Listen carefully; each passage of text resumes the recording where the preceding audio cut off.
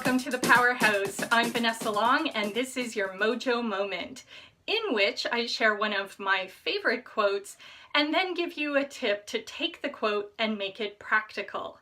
This week we are dealing with one of my favorite authors, Dr. David Hawkins, and his book Power versus Force. So on page 163, to be a success, it's necessary to embrace and operate from the principles that produce success, not just imitate the actions of successful people.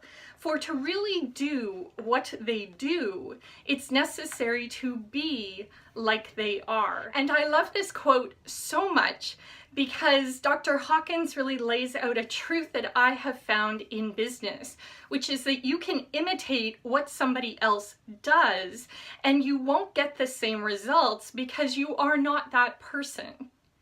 If you want to really succeed and really change things, you need to figure out the energy states, the emotional states that are behind this person's success, and then step into those. Cultivate those qualities in yourself. Dr. Hawkins calls these attractor patterns, but you can think of them as mental states or emotional states and go for those.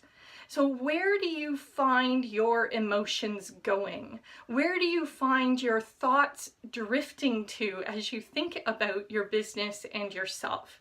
Successful people constantly choose better feeling thoughts, better feelings. And one of Dr. Hawkins' greatest achievements was creating something called the map of consciousness, in which he took the emotional states that you and I have and he ranked them on a scale all the way from 0 up to 1,000. And the very lowest emotional state that a human can have, according to this ranking, is shame. The very highest is a sort of cosmic Christ-like love for self, for the world. By choosing a higher vibrational state, by moving out of shame into something else, even fear or anger or pride, you actually lift your vibration and put yourself into a space where you can create something new. Which means if you aren't experiencing the success that you want to be experiencing, go find someone who is having that kind of success. And instead of just looking at what they do, look at what they're doing in their head and then model that. Get into their heads and ask them, what do you think? What do you journal? What are your affirmations? Because when you have powerful thinking states, powerful feeling states, those will take you towards success.